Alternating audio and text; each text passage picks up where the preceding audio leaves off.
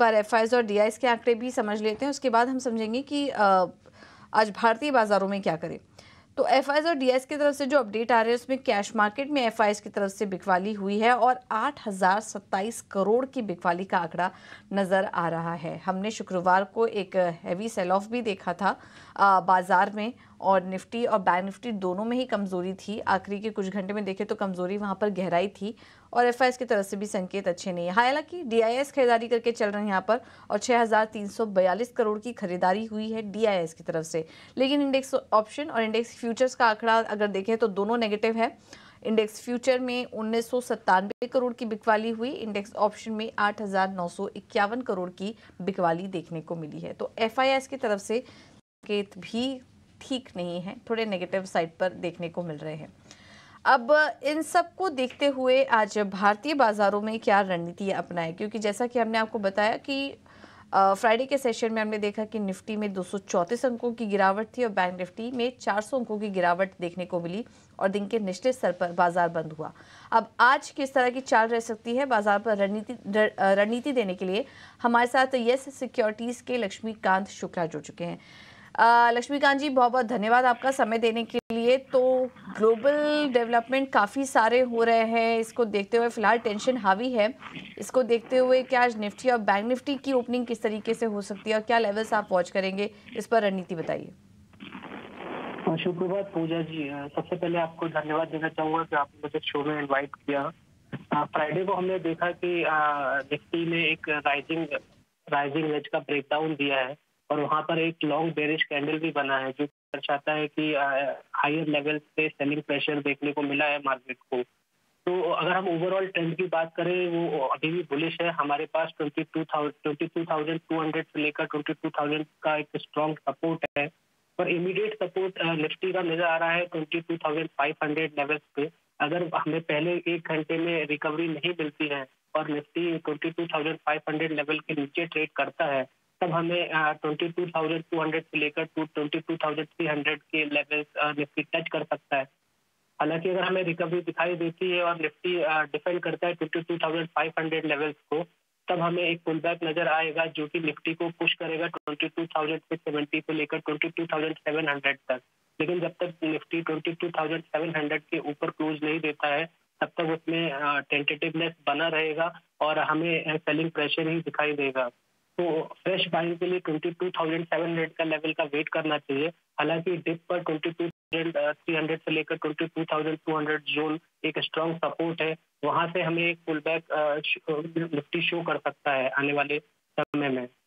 अगर हम bank Nifty के चार्ट को देखें तो वो काफी स्ट्रॉन्ग नजर आ रहा है। इवन रेशियो चार्ट पे भी एक बुलिश ब्रेकआउट देखने को मिला है। तो ये हमें बताता है कि आने वाले समय में बैंक निफ्टी का आउट परफॉर्म कर सकता है। बैंक निफ्टी का जो स्ट्रॉन्ग सपोर्ट है वो 48,000 लेवल्स पर है। अगर बैंक निफ्टी को डिफेंड करता है, तब हमें एक बार फिर से बैंक निफ्टी 50,000 के लेवल्स की तरफ बढ़ता हुआ नजर आएगा।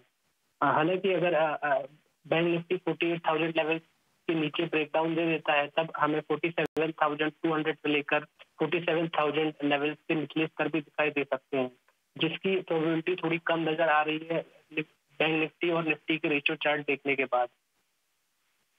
और अगर हम आने वाले समय में मैक्रो वेरिएबल का एनालिसिस करें तो जियोपॉलिटिकल टेंशन, यूएस इन्फ्लेशन और इलेक्शन अनसर्टेनिटी, जिसके कारण से आने वाले समय में मार्केट में अनसर्टेनिटी बनी रहेगी।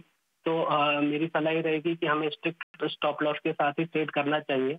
और जो आने वाले समय में जो भी डिप हमें नजर आता है निफ्टी और बैंक निफ्टी में, वहां पर हमें ट्रेंचेस में दोनों इंडेक्स में बाइंग करते रहना चाहिए, क्योंकि ओवरऑल ट्रेंड अभी भी स्ट्रॉन्ग नजर आ रहा है।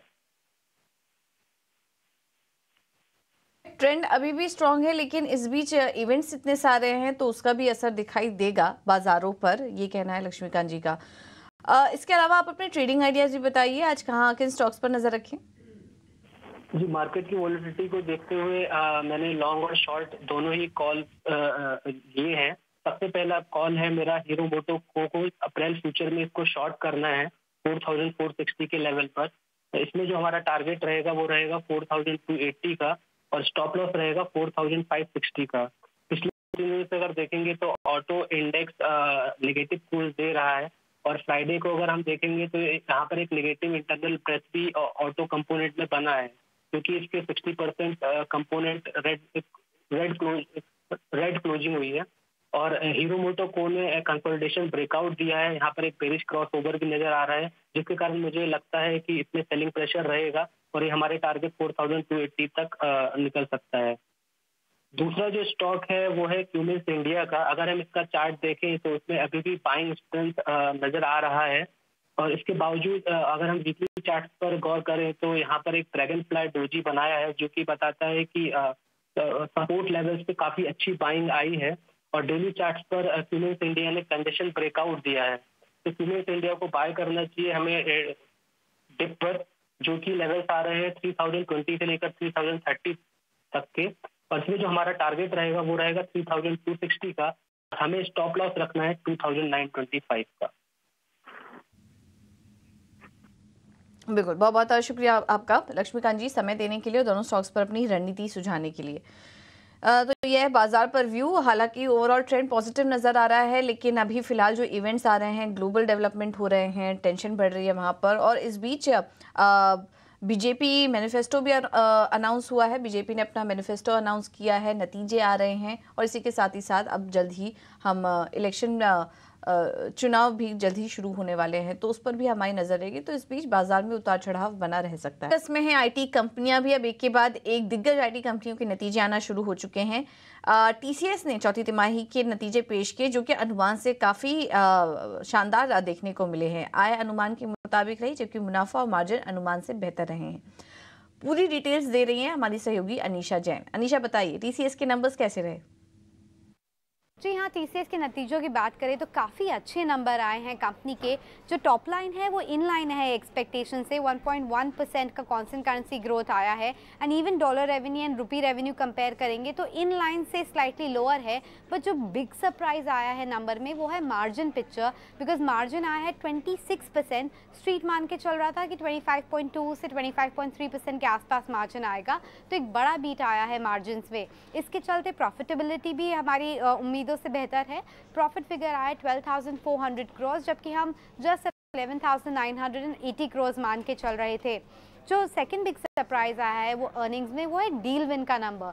13.2 बिलियन डॉलर का डील विन नंबर आया है। स्ट्रीट आज से 10 बिलियन डॉलर मान के चल रहा था, एंड क्वार्टर क्वार्टर देखें तो काफ़ी बड़ा जंप आया है डील विन में भी। अट्रिशन कम हुआ है, लेकिन हेडकाउंट भी क्वार्टर क्वार्टर कम ही रहा है। मे बी Q1 से हम लोग पॉजिटिव नंबर देखेंगे, बिकॉज जो रिपोर्ट्स उभर कर आ रही है उससे पता चल रहा है कि कंपनी ने कैंपस हायरिंग रीस्टार्ट कर दिया है, तो मे बी उसका इम्पैक्ट Q1 से आएगा। थोड़ा प्रॉब्लम है BFSI में, क्योंकि वो डिक्लाइन कंटिन्यू कर रहा है। नॉर्थ अमेरिका में भी डिक्लाइन है अब की बार, बट वो मेकअप हो गया है इंडिया बिजनेस और UK से, बिकॉज दोनों पॉजिटिव रहे हैं। एंड मैन्युफैक्चरिंग का भी परफॉर्मेंस काफ़ी अच्छा रहा है। तो ओवरऑल अगर टॉप लेवल पे देखेंगे तो काफ़ी अच्छे नंबर्स हैं, बट मैनेजमेंट से हमें BFSI, नॉर्थ अमेरिका, इन सब के बारे में और थैंक यू अनीशा आपका ये पूरा अपडेट देने के लिए। तो BFSI सेगमेंट में हल्की वीकनेस, लेकिन भारतीय कारोबार ने अच्छा प्रदर्शन किया है। साथ ही बाकी डील विंग के अगर फ्रंट पर नंबर्स देखेंगे तो बहुत ही स्ट्रांग नंबर्स नजर आए। तो हर पैमाने पर अगर देखेंगे तो नंबर्स अनुमान से बेहतर रहे हैं TCS के केस में। अब इस पर ब्रोकरेज जो रिपोर्ट्स आई हैं वो भी आपके सामने एक एक करके रखते हैं। ज़्यादातर जो रिपोर्ट्स हैं वो पॉजिटिव ही हैं। JP मॉर्गन ने लक्ष्य बढ़ाया है, रेटिंग ओवरवेट की दी है। पुराना लक्ष्य 4000 का था, अब 4500 का लक्ष्य देख रहे हैं। बैंक ऑफ अमेरिका सिक्योरिटीज ने अपनी न्यूट्रल की राय बरकरार रखी हुई है, लेकिन लक्ष्य 4040 से बढ़ाकर 4125 का किया है। वहीं CLSA ने अंडरवेट की राय बरकरार रखी है, 4043 से घटाकर लक्ष्य जो दिया है वो 3941 का दिया है। और नोमुरा ने अपने टारगेट्स बढ़ाए हैं, हालांकि रेड्यूस की रेटिंग बरकरार रखी है, लेकिन टारगेट 3160 से बढ़ाकर 3240 का देख रहे हैं स्टॉक पर। अब इसके बाद जो अन्य रिपोर्ट आई है उसमें गोल्डमैन सैक्स के जो टारगेट्स हैं वो 4350 के हैं। ICICI सिक्योरिटीज ऐड की रेटिंग के साथ 4330 के लक्ष्य दिया है, और JM फाइनेंशियल्स ने होल्ड की रेटिंग बरकरार रखी हुई है, लक्ष्य देख रहे हैं 4130 का। तो इसमें सबसे ज़्यादा पॉजिटिव जो नज़र आ रहा है वो है JP मॉर्गन, जो कि 4500 का लक्ष्य देख रहा है। और ज़्यादातर जो रिपोर्ट्स हैं उन्होंने अपने टारगेट्स यहाँ पर बढ़ाए हैं CLSA को छोड़कर।